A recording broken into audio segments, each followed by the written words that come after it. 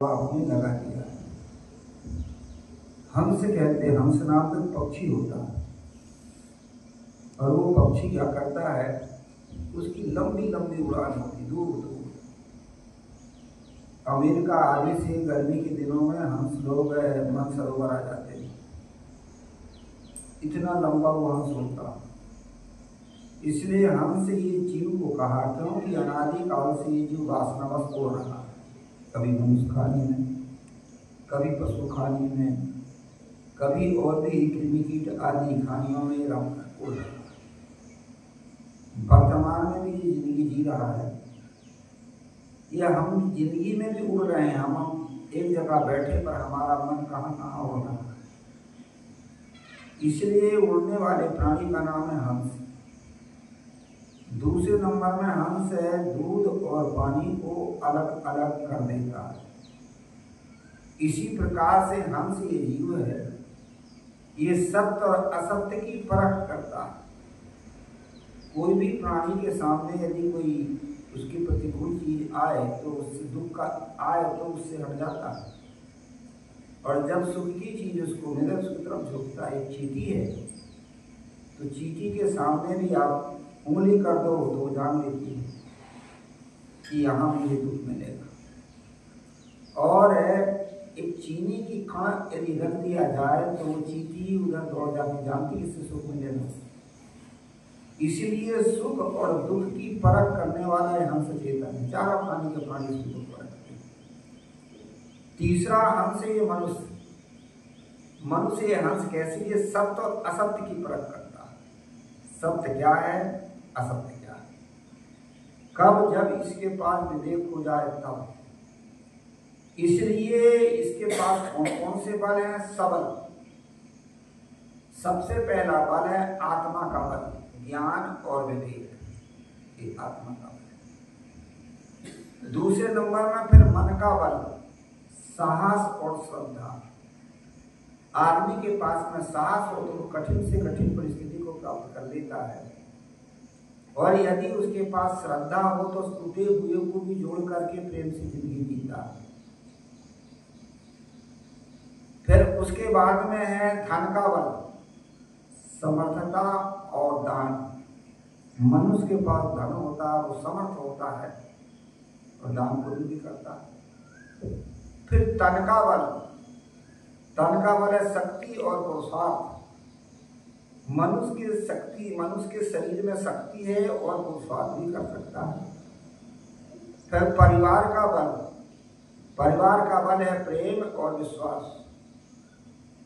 परिवार के साथ यदि प्रेम हो, विश्वास हो तो वो सुखी जिंदगी जी सकता है। फिर समाज का बल, प्रेम और संगठन। यदि समाज में प्रेम हो और संगठन हो तो वो सुखी हो सकता है। इसलिए मनुष्य के पास इतने बल हैं, तन का बल, मन का बल, धन का बल, आत्मा का बल, परिवार का बल और समाज का बल। पर सारे बल प्राप्त करने के बाद में भी दुखी है, परेशान है, हैरान है। इसको साथ देने के लिए सदगुरु कबीर कहते तेरे पास इतना बल है, परंतु आज हम दुखी क्यों हैं। हमने अपनी चाल चलन आदत को हल्की कर ली है। हल्की का अर्थ होता है अपनी कीमत नहीं समझते, हम दूसरे की कीमत समझते हैं। मैं कुछ नहीं जानता, मेरे से कुछ नहीं हो सकता, करवाने वाला कोई अलग है, या मेरा परिवार ही मेरा सहयोग है, समाज ही मेरा है और वस्तु मेरी है। इसलिए हम दूसरे के आधार पर जिंदगी जी रहे हैं, आत्मबल और विवेक बल से। बड़ा सुंदर एक सूरदास जी का पद है, अपबल तपबल बाहुबल, चौथा बल है दाम, सूर्य किशोर कृपा से संबल हारे को है नाम। इस सूरदास जी का बल है। उन्होंने कहा कि मैं हरि के नाम से सारे बलों को खत्म छोड़ दिया और मुझे परमात्मा का ही बल। अपबल का अर्थ था आत्मबल, तपबल का अर्थ होता तपस्या का बल, बाहुबल का अर्थ होता है शरीर की ताकत। तो अपबल तपबल बाहुबल, चौथा बल है दान, और चौथा रुपये जैसे कभी बल रहता है। परंतु मैंने किशोर श्री कृष्ण की कृपा से सारे बल को और उनके नाम से मैंने छोड़ दिया हूँ। ऐसा सूरदास जी भी कहते हैं। कहने का मतलब है कि आदमी अपनी ताकत को नहीं पहचान पाता, वो दूसरे की शक्ति, दूसरे के नाम से वो अपने आप को सुखी बनना चाहता है। इसलिए आदमी सब बल होने के बाद में भी आदमी दुखी है, अशांत है। महापुरुषों के सत्संग से, ज्ञान से हमारे भीतर आत्मबल जागता है। हम मानव हैं, हम चेतन हैं, हम श्रेष्ठ हैं। जब आदमी के भीतर आत्मबल जाग जाता है तो अपने जीवन को सही और सुखी बना लेता है। इसलिए संतों की शिक्षा की जरूरत है, संतों के उपदेश की जरूरत है, महापुरुषों के संगत की जरूरत है। संतों की शिक्षा के द्वारा, संतों के सत्संग के द्वारा हमारे जीवन में जागृति मिलती है और मानव अपने जीवन को सही और सुखी बना लेता है।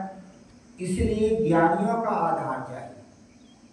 कल के प्रसंग में मैं बता रहा था, आदमी सब जगह डरता, परिवार में रहता तो भी डरता, पता नहीं कोई मेरे से छूट ना जाए, मेरे से नाराज ना हो जाए।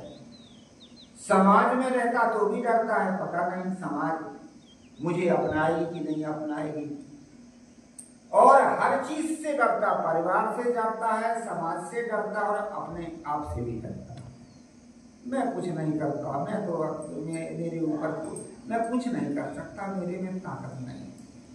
परंतु सारी शक्ति तो मनुष्य के पास है। आज जितना भी आविष्कार है, भौतिक आविष्कार कहो, चाहे आध्यात्मिक आविष्कार कहो, चाहे वैज्ञानिक आविष्कार कहो, इसका ये मनुष्य का दो है। पर मानव अपनी शक्ति को भूल करके कमजोर बना है। इसलिए सदगुरु कबीर साहब जगाते हैं, हंसा तू तो सबल था, हे हंस तुम सबल हो, पर अपनी आदत को हल्की कर दिया। डरते हो, भय खाते हो, थोड़ी सी जगह में भी जाएगा तो डरेगा। भूत है, प्रेत है, तंत्र है, मंत्र है, जंत्र है, देवी है, देवता है, भूत, क्या क्या मान्यताएं बना करके आदमी अपने फंसा। बड़ा सुंदर एक जगह कहा कि आप ही जाल बिछाए के आप फंसे मतिमंद, कहाँ रोग औषधि कहाँ कैसे मिले आनंद। अपना जाल आदमी बिछा लेता है और अपने जाल में अपने आप फंस जाता है। अब कहाँ रोग औषधि कहाँ, अब हमारा रोग काहे का है, हमारे कर्मों का। आज हमारे जीवन में जो दुख आ रहा है, सुख आ रहा है, या ये जन्म और मरण का रोग जो लगा है, ये काहे का, हमारे पूर्व कर्मों के कारण हम जन्म और मरण में पड़े हुए। ये बहुत पुराना रोग है। शंकराचार्य से किसी ने पूछा था कि को दीर्घ रोगो भव एव साधु, सबसे लंबा रोग क्या है? तो उत्तर दिया थी भाव कहिए जन्म और मरण। किम औषधम तस् विचार एव, उसकी दवा क्या है? आत्मतत्व का विचार, ये उसकी दवा है।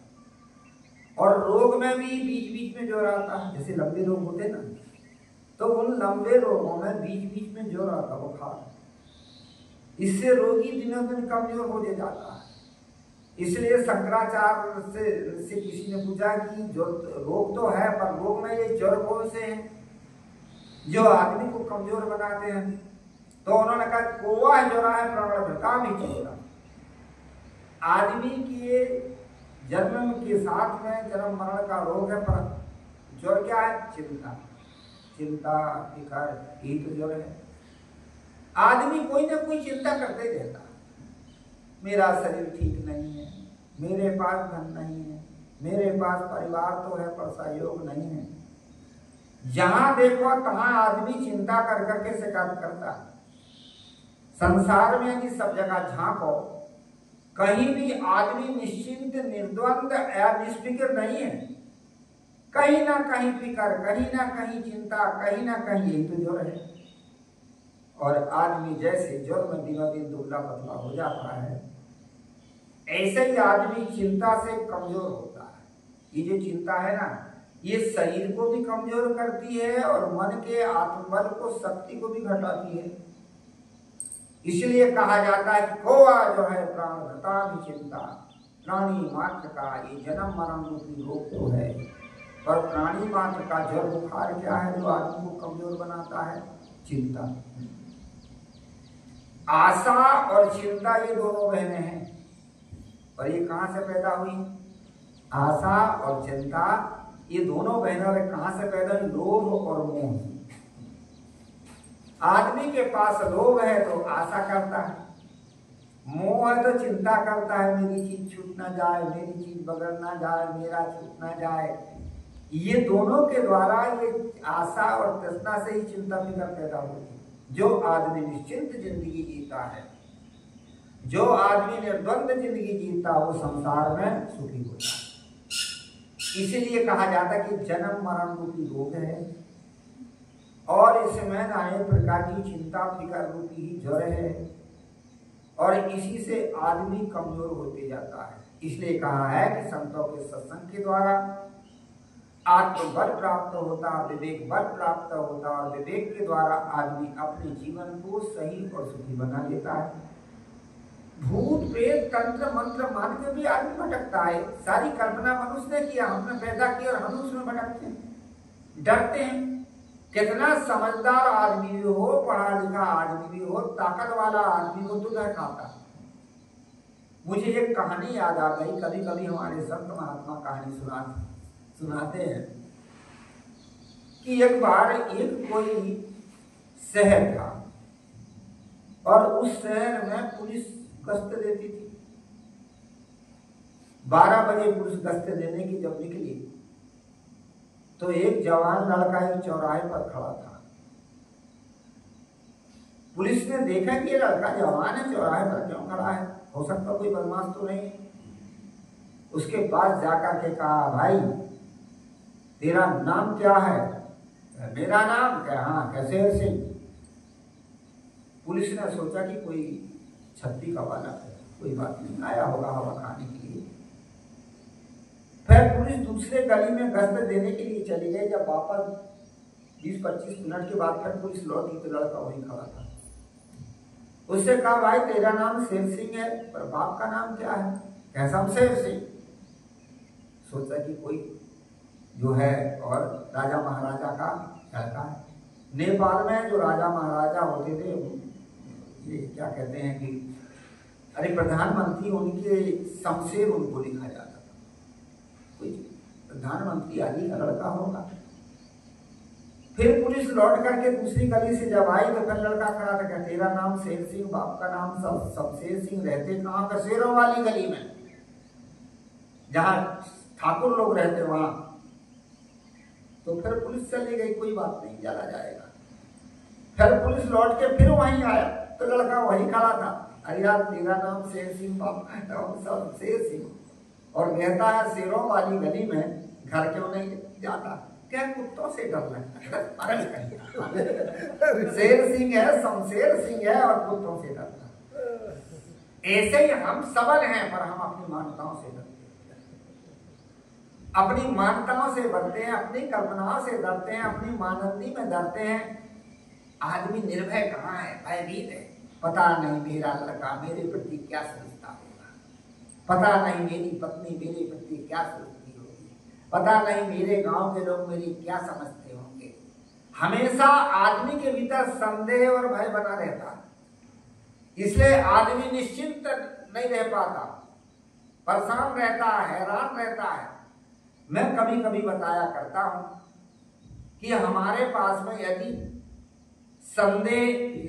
संदेह बना रहेगा तो हमारे जीवन में कभी स्थिरता और शांति नहीं रहती। पर आदमी के भीतर विश्वास नहीं होता, संदेह बना रहता। जहां प्रेम होता है और जहां विश्वास होता है वहां संदेह होता ही नहीं। जहां प्रेम और विश्वास की कमी होती वहां संदेह होता, और संदेह से ही भय पैदा होते हैं। पता नहीं ये क्या कर देगा, पता नहीं ये क्या कर देगा, अरे कौन क्या करेगा। अपने कर्मों के अनुसार ही हमारे जीवन में सुख दुख मिलता है। अपने स्वभाव संस्कार से हमारे जीवन में जो है सुख और अशांति प्राप्त होती है। इसलिए कहा जाता है कि आदमी अपने कर्मों को ठीक कर ले, अपने भाव को ठीक कर ले, अपने विचारों को ठीक कर ले, और तो आदमी का जीवन सही और सुखी हो जाता है। समय पूरा हो गया, वाणी को विराम दूं। फिर 12 बजे दिन से फिर सत्संग का कार्यक्रम शुरू होगा। आप लोग नगरवासी अधिक से अधिक संख्या में आकर के ये सत्संग का लाभ लें। सत्संग आज और कल 2 दिन और रहेगा। गुरु पूर्णिमा का दिन है कल। बोलिए श्री सतगुरुदेव की।